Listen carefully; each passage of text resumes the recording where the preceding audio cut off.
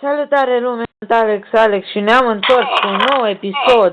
De data asta vom începe o nouă serie de PvP și am ales pentru primul episod serverul Pigraid sau Pigraid, așa. Scuzați-mă, dar na, PvP Pigraid și o să vă las IP-ul și portul în descriere și o să vă aștept și pe voi să jucăm împreună, fraților. Că da, de ce nu? Și na. Uite, aici ne respawnăm de la început, îi auzim pe aia cum mor pe acolo. Ne putem lua, dar e cam lag pe server, pentru că e plin serverul, frate. Tot timpul e plin. Ne luăm letter key, nu-i stres. Știu că aveam... au schimbat. Normal ne dădeau 5 mere. Hai că mai ești mai frate. Dar cheat-urile astea sunt dacă... Stai.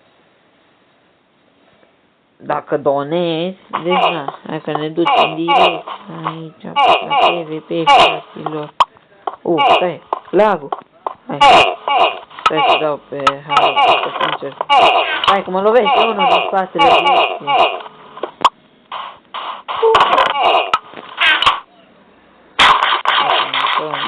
Până nu vine unul. La PvP, fraților, PvP e mai mare. Hai, fă, du-te, Hai, noi dăm în tot care prindem. Hai, mă, bate ăsta de iron, mă. Hai, mă, nu da toți. Da toți dau, hai de capul meu. Deci toți dau de capul meu. Uite-mă, ăștia au tot skin-ul meu, mă. Toți, mă, ar trebui să mă simt onorat. Că toate kiturile sunt cu skin-ul meu, frate. Toate. Hai, că de data să ne le lase așa cum ne-am pus noi. Și PvP! Hai, ne-a dat și un bus.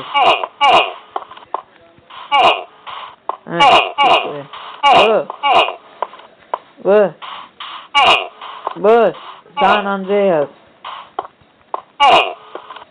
Bă, eu dau re. Deci, na, sper să vă placă seria asta și să-mi spuneți prin comentarii dacă vreți să continui cu un nou episod seria asta sau nu, ca să știu și eu. Dacă jos sunt, în piramida asta, jos sunt iteme foarte bune, dar trebuie să ai norocul să nu fie nimeni. De exemplu, acum e unul care spun părul că e full diamond.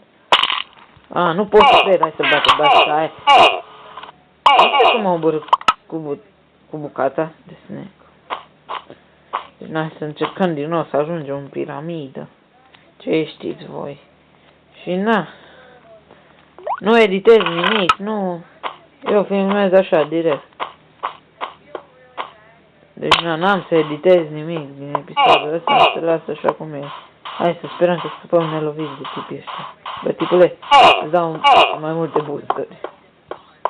Știu că poate acum îmi dă cu pumn.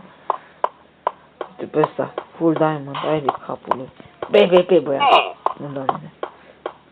Să-ți urcă unul. Cararaiului. Stai că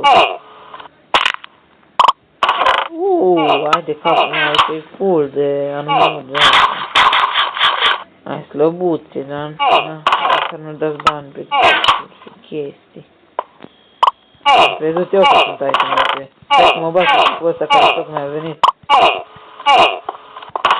Bă, îmi lua și itemele. Îmi luai itemele. Bă, băiatul, hai lăsa itemele mele. Care au devenit sinceralitate. Nu mai încercăm să ajungem în piramida vieții. Hai mă, ce-aș vrea un kit de diamond acum. Îi bat pe tăți acum.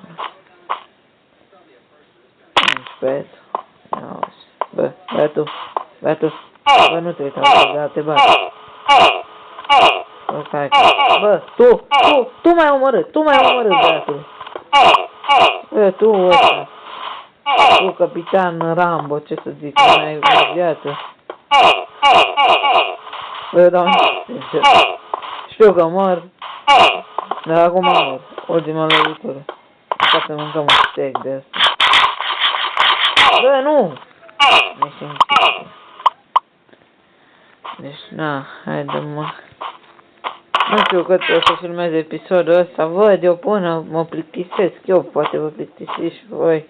Să vă tot uitați cum mor, mă, și nu omor pe nimeni. Dar asta, fazan, mă, ăsta se joacă fazanul. Vă zic eu, ce fratele meu. Bă, tu omori oameni? Bă, ai simțitule. Bă, tu mă omoră pe mine. Deci mor, fire. Nu mă omoră că-i larg. Bă, frate, bă.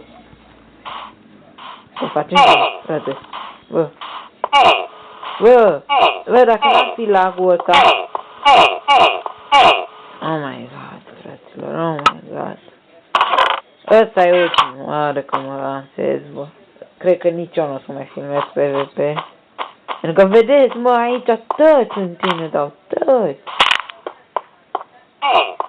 Deci dau random, sincer, dau random că e și lag. Ăla are sabie de diamond. Diamond to the sky.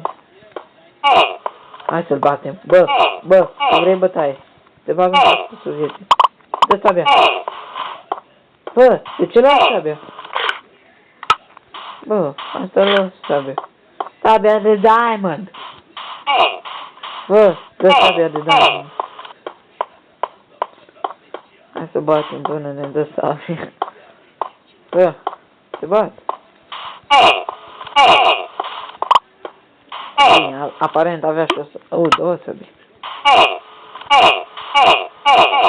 Capitanul Rambo, hai să vedem. Bă, eu am sabie de diamond și nu știu să folosesc. Bă, vino să te nimerezi. Am murit, frate.